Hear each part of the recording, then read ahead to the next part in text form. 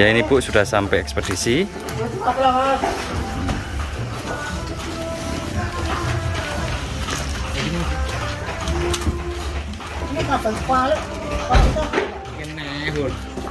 Barangnya nanti langsung kita muat tuh truknya di sana. Nah ini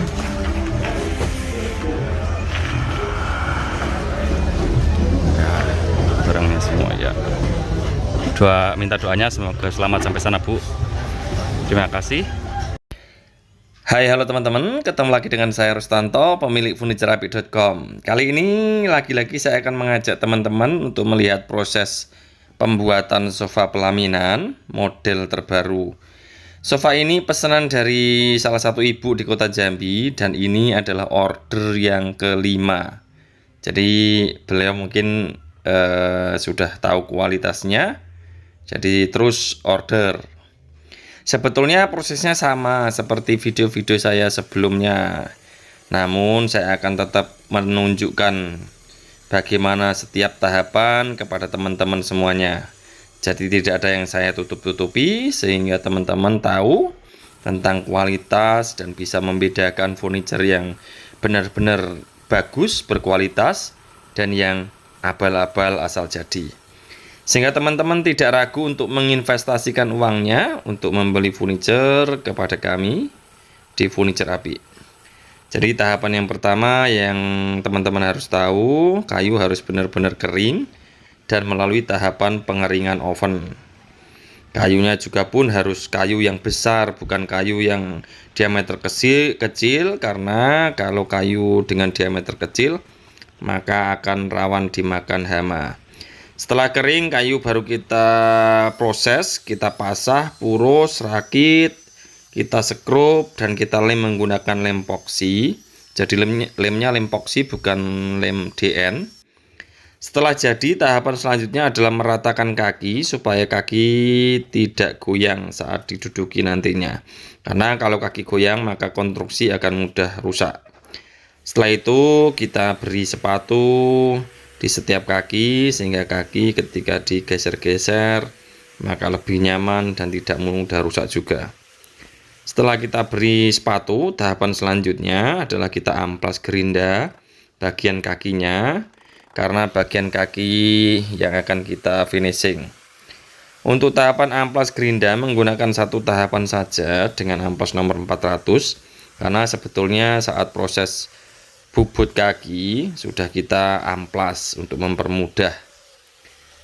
Jadi ini sifatnya hanya menghaluskan saja. Untuk amplas gerinda ini harus hati-hati dan menggunakan skill khusus, karena kaki modelnya bubutan. Jangan sampai nanti kaki kelihatan bergaris setelah di finishing. Biasanya kalau saat masih mentah tidak kelihatan bergaris, namun setelah kita finishing maka akan kelihatan bergaris. Dan proses selanjutnya kita akan proses treatment obat anti hama menggunakan DTM Wood Protectant, ada lentrek, dan ramuan-ramuan rahasia anti hama dari Furniture Api.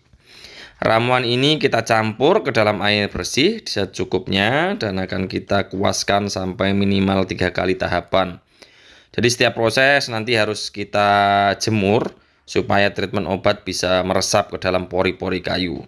Jadi kalau teman-teman membeli furniture yang berbahan kayu mahoni khususnya, maka wajib hukumnya harus di treatment obat. Juga yang harus diperhatikan adalah treatment obat ini sendiri harus sesuai bahannya. Jangan sampai bahannya hanya lentrek saja, karena bahan ini sebetulnya adalah obat anti rayap, dan misalkan tanpa obat pendukung lainnya maka treatment obat anti hama akan terasa tidak ada efeknya. Nah, setelah kita treatment obat anti hama minimal 3 kali dan sudah kita benar-benar keringkan, maka tahapan selanjutnya adalah finishing bagian kaki saja, karena bagian yang lain semua nanti akan tertutup jok, busa, dan kain. Untuk tahapan finishing teman-teman, ini yang tahapan pertama adalah kita filler bagian kaki yang lubang-lubang kecil. Setelah kering kita amplas menggunakan amplas nomor 240. Dan untuk tahapan selanjutnya kita melamin sanding sealer 2-3 kali spray cukup. Kemudian setelah kering juga kita akan amplas. Untuk selanjutnya kita akan epoxy filler warna putih. Setelah kering baru kita amplas menggunakan amplas nomor 400. Karena epoxy filler ini fungsinya sangat bagus untuk dasaran finishing. Untuk tahapan selanjutnya setelah epoxy filler kering adalah pewarnaan menggunakan NC White sampai benar-benar warna rata menjadi putih. Kemudian setelah kering maka kita amplas menggunakan amplas nomor 1000 dan kemudian baru kita top coat menggunakan melamin clear gloss sampai 3 lapis supaya bagus dan tebal. Kemudian kita tunggu sampai benar-benar kering dan baru kemudian kita akan proses jok. Untuk proses jok tahapannya adalah yang pertama pemasangan karet. Untuk karet harus benar-benar ditarik supaya bisa lentur dan kemudian kita pakai paku tembak biar tambah kuat. Tahapan selanjutnya kita tempel kardus bekas dan kita lem menggunakan lem kuning, kemudian kita pasang busa sandaran. Setelah busa sandaran terpasang, maka selanjutnya adalah kita potong sesuai dengan motif sandarannya. Kemudian nanti kita paku tembak, kita lipat ke belakang, kemudian kita paku tembak seperti di video ini. Nah, jadi kita rapikan, kita sesuaikan supaya nanti sandarannya bisa kelihatan tebal. Jadi kita tembak dengan rapi supaya nanti ini kelihatan jadi. Kemudian untuk langkah selanjutnya kita ukur kainnya, kemudian kita potong dan kita jahit sesuai pola.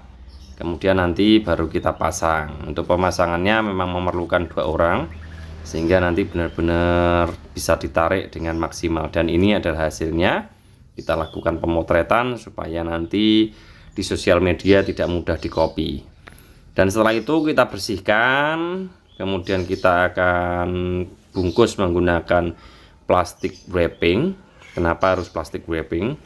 Sebetulnya hanya untuk mempermudah, karena plastik ini yang sifatnya bisa menempel ke plastik itu sendiri sehingga nanti tidak ada debu atau bahkan air, sehingga benar-benar aman. Dan kita bungkus total bagian-bagian busanya, bagian kainnya, supaya nanti tidak ada kotor ataupun kena air, sehingga aman sampai di tangan pembeli. Kita pastikan, kita cek, kemudian nanti setelah selesai kita tetap menggunakan solasi. Kita bantu menggunakan solasi supaya benar-benar bagus. Setelah kita bungkus menggunakan plastik wrapping, langkah selanjutnya adalah kita packing menggunakan kardus bekas. Ini pengalaman yang sudah bertahun-tahun, jadi tidak menggunakan kertas minyak atau kertas packing. Jadi kardus bekas ini meskipun sifatnya bekas, namun mempunyai kekuatan, dia tahan terhadap benturan dengan barang-barang yang lain, sehingga barang bisa aman sampai di rumah pembeli. Dan kita pastikan tidak ada satupun celah. Kita menggunakan tali rapiah, kita tarik secara maksimal, dan ini menggunakan teknik yang khusus karena bentuknya yang lekukan sehingga semuanya harus benar-benar rapi, sehingga nanti aman di truk ekspedisi, aman sampai di tempat pembeli. Jadi seperti itu teman-teman, proses dari awal sampai akhir.